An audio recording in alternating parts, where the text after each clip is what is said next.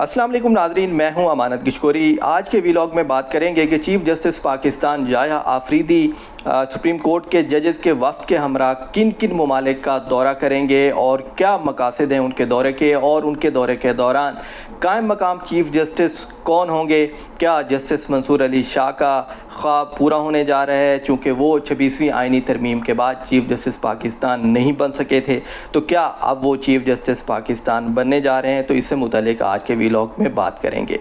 سب سے پہلے بات کریں گے چیف جسٹس یحییٰ آفریدی کی،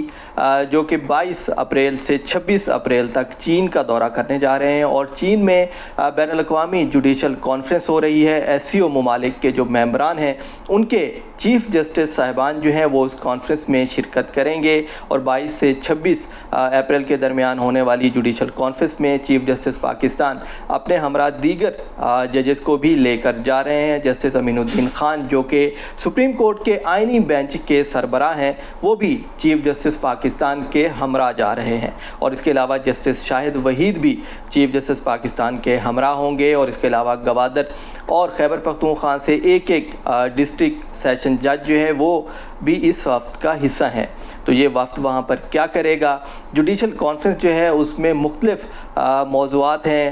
جن پر گفتگو کی جائے گی، جو کہ زیر بحث آئیں گے، اور یادداشت کی مختلف وہ جو ہے اس پر بھی دستخط کیے جائیں گے، مختلف یادداشت پیش کی جائیں گی، اور MOUs جو ہیں وہ بھی متوقع ہیں کہ موسمیاتی تبدیلی سمیت دیگر MOUs پر بھی سائن کیے جا سکتے ہیں۔ سپریم کورٹ کی جانب سے اعلامیہ بھی اس حوالے سے جاری ہو چکا ہے، جس میں یہ بتایا گیا ہے کہ چیف جسٹس پاکستان وفد کے ہمراہ چین کا دورہ کریں گے، اور اس کے علاوہ ایران کے چیف جسٹس سے بھی وہ ملاقات کریں گے، اور ان سب ملاقاتوں کے بعد وہ ترکی بھی جائیں گے، استنبول کا بھی دورہ کریں گے۔ وہاں پر ایک تقریب ہے، وہاں پر بھی چیف جسٹس پاکستان نے شرکت کرنی ہے، اور جسٹس شاہد وحید جو کہ اس وفد کا حصہ ہوں گے، انہوں نے آرٹیفیشل انٹیلیجنس پر وہاں پر خطاب بھی کرنا ہے، اور آرٹیفیشل انٹیلیجنس جو ہے وہ آج کل ہر شعبے میں اس کا اہم کردار ہو چکا ہے، تو عدلیہ میں بھی اس کو متعارف کروانا اور اس کے فوائد اور اس کے استعمال سے متعلق جو موضوع ہے اس پر جسٹس شاہد وحید ایک تفصیلی تقریر کریں گے۔ جو کانفرنس کے شرکاء ہوں گے ان سے انہوں نے خطاب بھی کرنا ہے۔ اس کے علاوہ چیف جسٹس پاکستان یحییٰ آفریدی نے کانفرنس سے ہٹ کر ایران کے چیف جسٹس سے ملاقات کرنی ہے، اور ایران سے جو دو طرفہ تعلقات ہیں ان پر بھی گفتگو کی جائے گی، اور ان تمام کانفرنس کے اختتام پر چیف جسٹس جو ہیں وہ ترکی کا دورہ کریں گے۔ ترکی میں 24 سے 27 اپریل کے دوران ان کی جو آئینی عدالت ہے ترکی کی، اس کی 63ویں سالگرہ ہے، تو اس اینیورسری کے موقع پر چیف جسٹس پاکستان یحییٰ آفریدی کو بلایا گیا تھا۔ ترکی کے جو آئینی عدالت کے صدر ہیں، سربراہ ہیں، انہوں نے دعوت دی تھی، تو ترکی بھی جائیں گے، اور وہاں پر بھی جو بین الاقوامی امور ہیں، جو عدالتی امور ہیں، ان پر گفتگو کی جائے گی۔ اور یہ دورہ جو ہے یہ ایک ہفتے پر محیط ہے۔ 21 اپریل سے یہ دورہ بیرون ممالک کا ہے چیف جسٹس کا وفد کے ہمراہ، اور 28 اپریل کو وہ وطن واپس پہنچیں گے۔ اور چیف جسٹس کی عدم موجودگی میں چونکہ جو سینئر ترین جج ہوتا ہے سپریم کورٹ کا، وہ قائم مقام چیف جسٹس بنتا ہے، تو جسٹس منصور علی شاہ چونکہ سینئر ترین جج ہیں، انہوں نے سابق چیف جسٹس قاضی فیاض عیسیٰ کی ریٹائرمنٹ کے بعد سپریم کورٹ کا چیف جسٹس بننا تھا، تاہم 26ویں آئینی ترمیم آئی، اور اس کے بعد عدلیہ کے جو اختیارات تھے، جو رولز تھے، وہ چینج ہو گئے، جس کے بعد جو سینئر ترین جج تھا اس کو چیف جسٹس بنانا ضروری نہیں رہا، بلکہ جو سینئر ججز ہوتے ہیں ان میں سے کسی ایک کو چیف جسٹس بنا دیا جاتا ہے۔ تو یحییٰ آفریدی کو چیف جسٹس بنا دیا گیا تھا، اور جیسے منصور علی شاہ نے اس پر احتجاج بھی کیا، اور 26ویں آئینی ترمیم کے خلاف فل کورٹ تشکیل دینے کی انہوں نے بار بار استدعا کی، انہوں نے خطوط بھی لکھے اس حوالے سے، جوڈیشل کمیشن کے اجلاسوں میں انہوں نے بات کی، تاہم چیف جسٹس یحییٰ آفریدی کا کہنا تھا کہ چونکہ یہ آئینی معاملہ ہے، اور آئینی معاملات اب آئینی کمیٹی دیکھتی ہے، آئینی بینچ کی کمیٹی دیکھتی ہے، اور آئینی بینچ ہی اس کو سنے گا، اور 26ویں آئینی ترمیم کا مقدمہ سماعت کے لیے مقرر بھی کیا گیا، اور جب مقدمہ سماعت کے لیے مقرر ہوا تو اس میں نوٹسز بھی جاری کیے گئے، تو وہ اس پر سماعت ایک ہو چکی ہے۔ قائم مقام چیف جسٹس منصور علی شاہ جو کہ ایک ہفتے قائم مقام چیف جسٹس پاکستان رہیں گے، تو ان کے کیا اختیارات ہیں اور وہ کیا کر سکتے ہیں چیف جسٹس یحییٰ آفریدی کی عدم موجودگی میں؟ قائم مقام چیف جسٹس منصور علی شاہ کون سے اختیارات استعمال کر سکتے ہیں اور کون سے ایسے اہم مقدمات ہیں جو کہ سماعت کے لیے مقرر ہو سکتے ہیں۔ اس وقت اگر دیکھا جائے تو سانحہ 9 مئی سے متعلق پی ٹی آئی کے متعدد مقدمات ہیں۔ عمران خان کے جوڈیشل ریمانڈ سے متعلق مقدمہ جو ہے وہ بھی سپریم کورٹ میں زیر التوا ہے، اور آئندہ ہفتے جسٹس ہاشم کاکڑ کے سامنے 12 مقدمات رکھے گئے ہیں عمران خان کے، اور اس کے علاوہ پی ٹی آئی کی جو دیگر قیادت ہے اس کے مقدمات بھی سپریم کورٹ میں آئندہ ہفتے سماعت کے لیے مقرر ہوں گے۔ تو ماضی کی کچھ مثالیں بھی موجود ہیں کہ جب چیف جسٹس ملک میں نہیں ہوتا تو جو قائم مقام چیف جسٹس ہوتے ہیں انہوں نے کیا کیا۔ ایک مرتبہ جب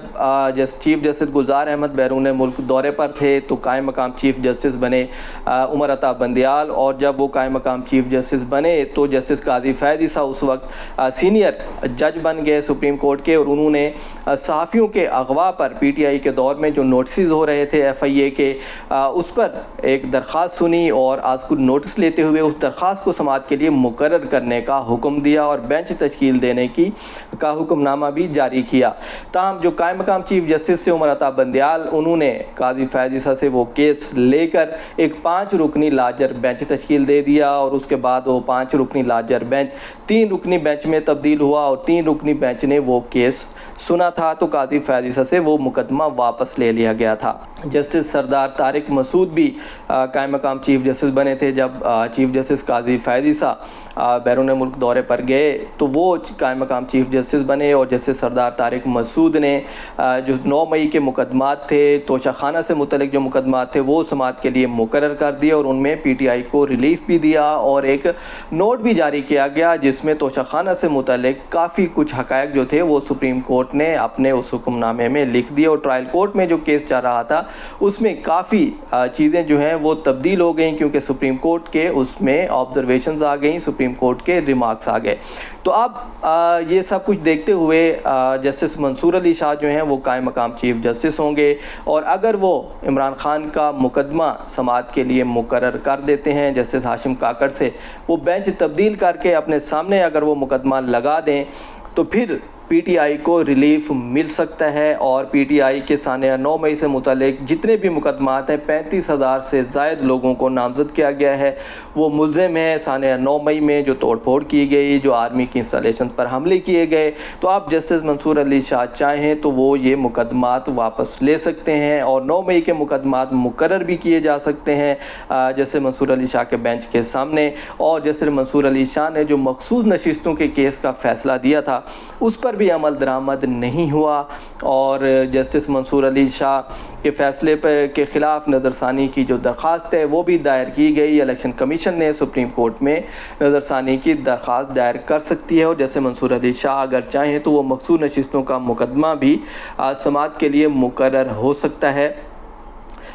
کچھ لوگ جو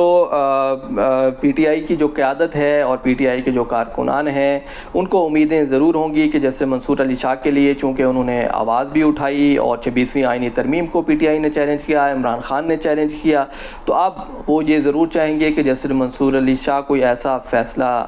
ضرور دیں، کوئی ایسا مقدمہ سماعت کے لیے ضرور مقرر کریں جس سے پی ٹی آئی کو ریلیف مل سکے، کیونکہ پی ٹی آئی